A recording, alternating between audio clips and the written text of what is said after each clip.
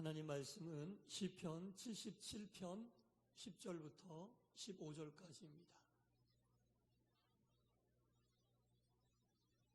시편 77편 10절부터 15절까지 한 절씩 교독하겠습니다.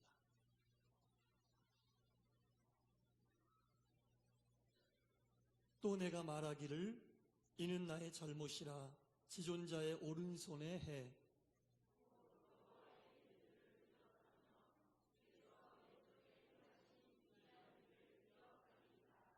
또 주의 모든 일을 작은 소리로 읊조리며 주의 행사를 낮은 소리로 되뇌이리이다.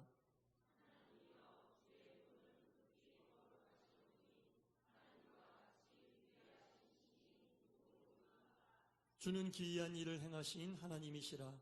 민족들 중에 주의 능력을 알리시고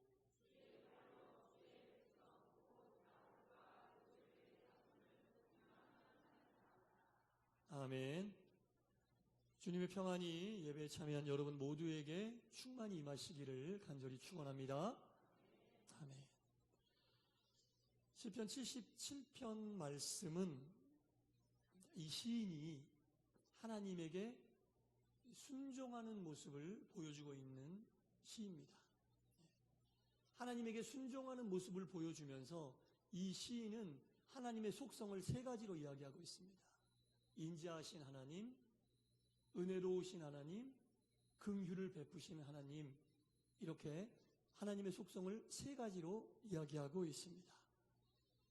그러면서 쭉 시편을 읽잖아요. 오늘 본문 말고도 앞부분을 읽다 보면은 이 시인이 하나님에게 너무나 많은 기대를 가지고 있어요. 하나님에게 큰 기대를 가지고 하나님에게 간절히 바라는 마음이 담겨져 있다라는 겁니다. 그런데 잘 읽다 보잖아요. 그러면 하나님에게 기대를 가지고 있긴 한데 그 중심이 자기라는 겁니다. 하나님에게 뭔가 기대하고 하나님을 향하여 간절히 원하고 있고 그 하나님에게 순종을 하고 있는데 그 순종의 중심이 본인이라는 거예요.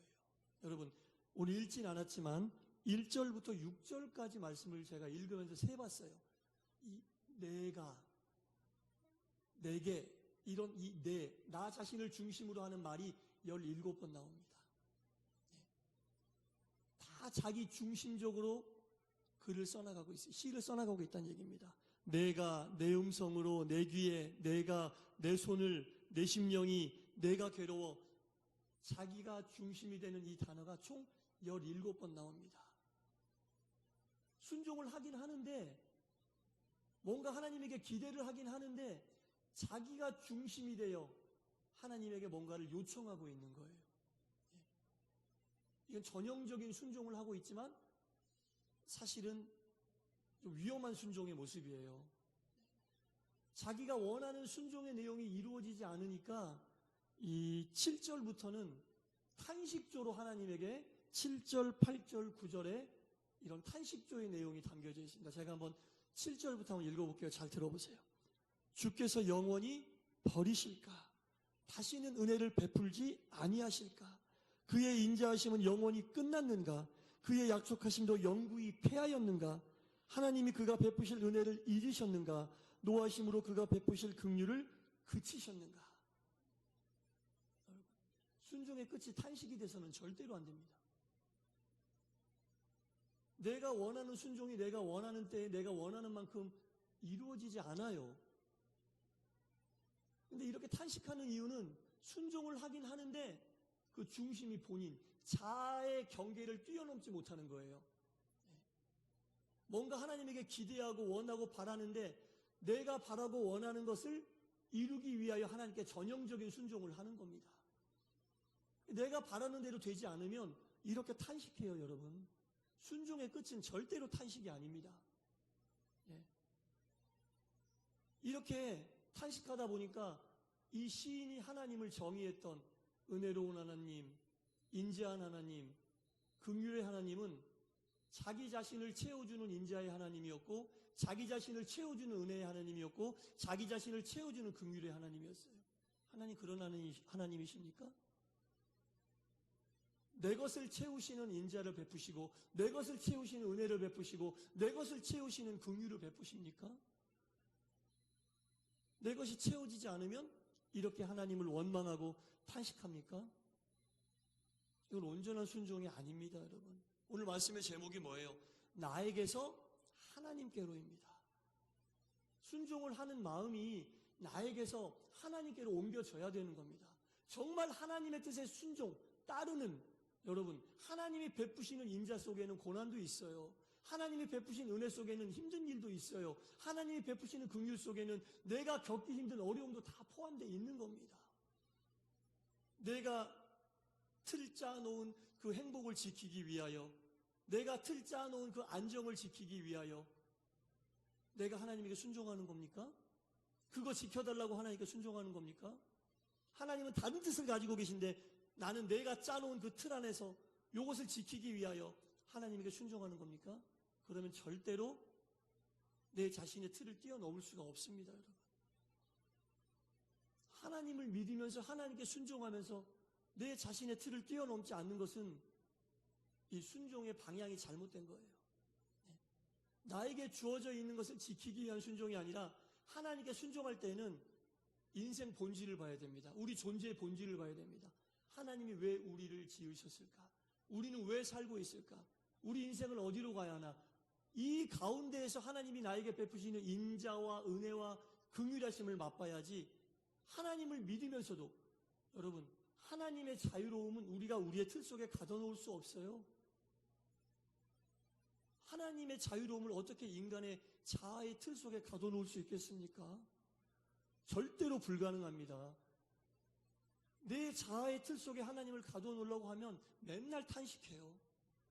가둬놓을 수 없는 분을 가둬놓으려고 하니 가능한 일입니까? 그러니까 우리 속에서 계속 예수 믿으면서도 탄식이 나오고 원망이 나오고 불평이 나오는 거예요. 우리가 하나님의 자유함 속으로 뛰어 들어가야 되는 겁니다. 그래야 하나님이 주시는 인자와 은혜와 긍휼을 온전히 느낄 수 있다라는 겁니다. 오늘 시인은 하나님을 간절히 찾고 있어요. 하나님께 순종도 하고 있어요. 그러나 자신의 틀을 뛰어넘지 못하는 순종, 자신이 생각하고 있는 하나님의 인자하심을 뛰어넘지 못하는 것으로 하나님이 베푸시는 은혜를 뛰어넘지 못하고 하나님이 베푸시는 긍휼함을 뛰어넘지 못하고 있어요. 자기가 생각하는 인자와 은혜와 긍휼을 그것만을 원하고 있다는 얘기입니다. 이러면 탄식이 나올 수밖에 없습니다. 아, 하나님이 나를 잊으셨나? 하나님이 나에게 무관심하시나? 하나님이 나에게 침묵하고 계시나? 여러분, 하나님은 절대로 여러분에게 무관심하지도 않으시고 침묵하지도 않으십니다. 하나님을 내 틀 속에 가두지 마시기 바랍니다. 내가 부르기만 하면 언제든지 내가 원하는 방법으로 내가 원하는 때에 나에게 응답해 주실 것이라고 생각하면 안 됩니다. 하나님은 당신이 원하시는 때에 당신이 원하는 방법으로 자유로운 모습으로 우리에게 임재하신다라는 겁니다. 만약에 하나님을 믿고 순종하면서 이 틀을 깨지 못하면 스스로 믿음이 절망의 나락으로 떨어질 수도 있다라는 겁니다. 이건 굉장히 중요한 얘기입니다, 여러분. 아무 생각 없이 깨달음 없이 순종하시오. 이런 것들은 굉장히 위험한 거예요. 그래서 여러분, 믿음 생활하면서 늘 깨달아야 돼요. 내가 제대로 순종하고 있나? 내가 제대로 신앙을 걸어가고 있나? 늘 생각하고 깨우쳐야 돼요. 맹목적이고 아무 생각 없는 믿음은 굉장히 위험한 겁니다, 여러분. 늘 깨달이고 늘 깨우치고 늘 생각해야 돼요. 내가 바르게 가고 있는지, 내 순종이 정말 하나님을 내 틀 속에 가둬놓고 있는 건 아닌지, 내가 하나님을 향해 가고 있는 건지, 아니면 하나님하고 순종은 하고 있지만 하나님하고 점점 멀어지고 있는 건지 늘 생각해야 돼요, 여러분. 늘 깨달아야 된다는 겁니다. 뭘로 깨닫습니까? 그래서 말씀이 중요한 거예요. 늘 말씀을 통해 우리가 깨달아야 되는 겁니다. 난 순종을 열심히 하고 있는데 하나님하고 점점 멀어진다고 생각해 보세요. 안 되잖아요. 내 순종이 하나님과 가까운 순종이 되어야 한다라는 겁니다.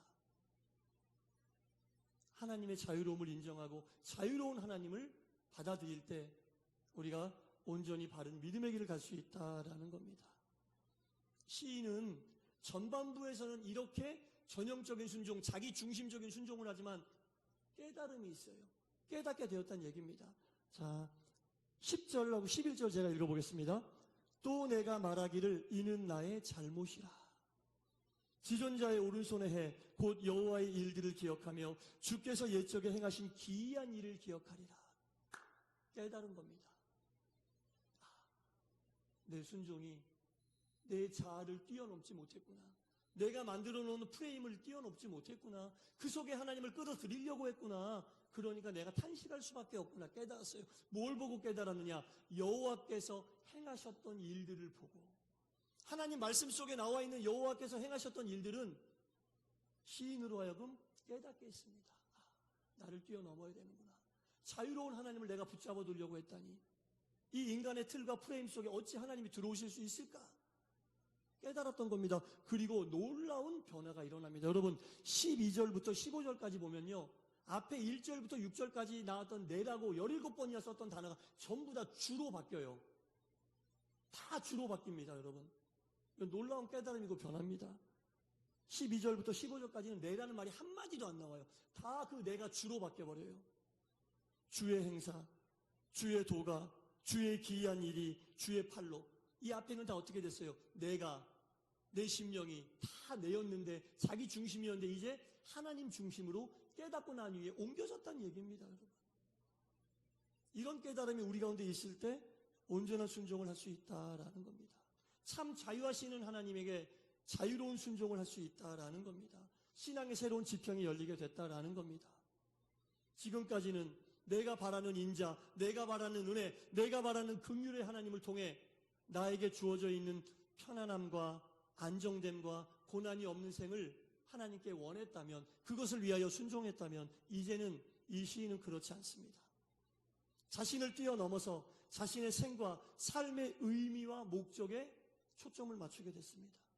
여러분, 신앙생활은 자신의 삶의 의미와 목적에 초점을 맞추는 거예요. 하나님이 나에게 주신 삶의 의미가 뭘까? 하나님이 주신 나의 삶의 목적이 뭘까? 거기에 초점을 맞춰야 돼요. 내가 누리고 있는 것들을 지키기 위해서 순종하는 것, 내가 누리고 있는 것을 지키기 위하여 하나님을 따라가고 믿음 생활하는 것, 이건 한계가 있어요.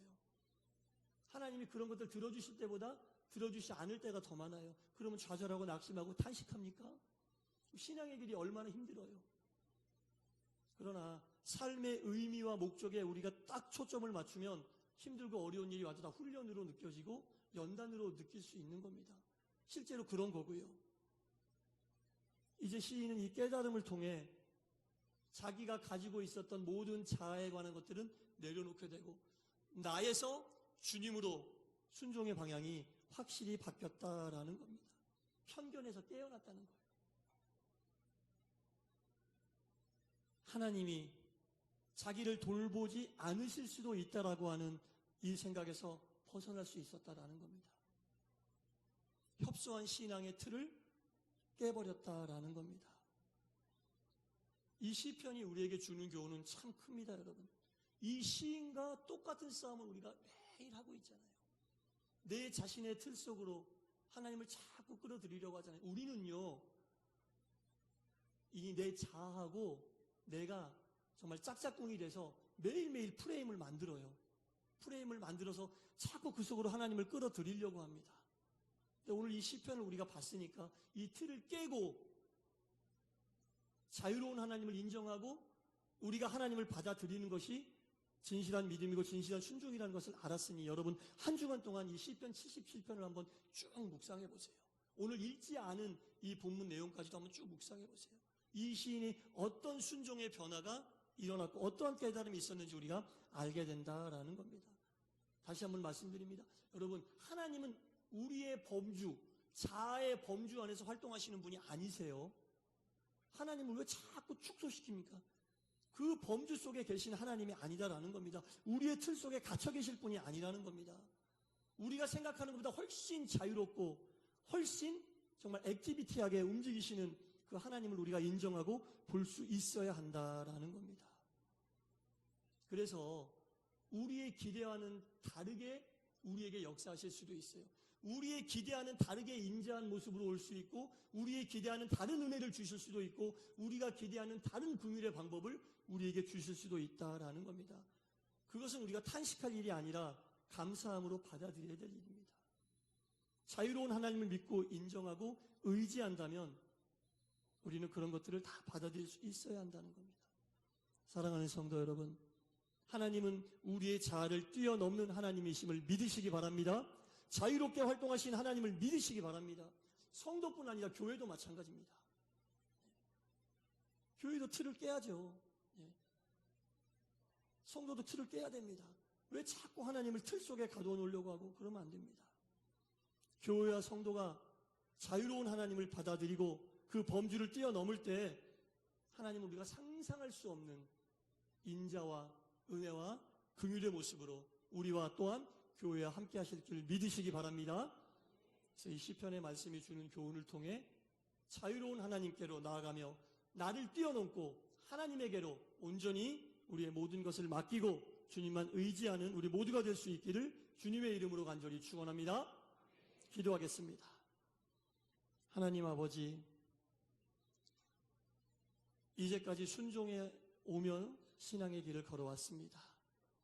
그러나 이 말씀을 보고 깨닫게 됩니다. 내 순종이 나를 위한 순종이었는지 정말 하나님께 올리는 순종이었는지 되돌아보게 하여 주옵소서.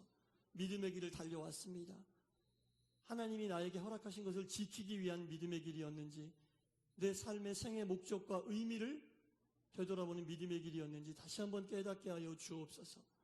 아직도 내가라고 하는 단어가 내 삶과 기도 속에 많이 나오는지, 주라고 하는 단어가 내 삶과 기도 속에 많이 나오는지 되돌아보게 하여 주시옵소서. 그리하여 우리 모두가, 우리 교회가 내가 아닌 하나님에게로 열심히 뛰어나가는 온전한 성도와 교회 되게 하여 주옵소서. 예수님 이름으로 기도드리옵나이다.